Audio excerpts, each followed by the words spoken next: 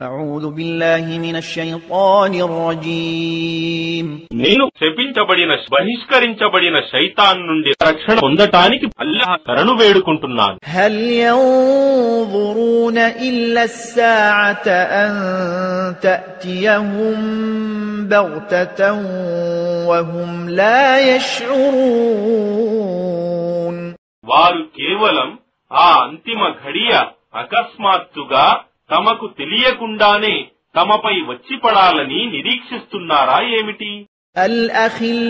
الأخلاء يومئذ بعضهم لبعض عدو إلا المتقين ఆ దినమున దైవభీతి గలవారు తప్ప ఇతర స్నేహితులంతా ఒకరికొకరు శత్రువులవుతారు.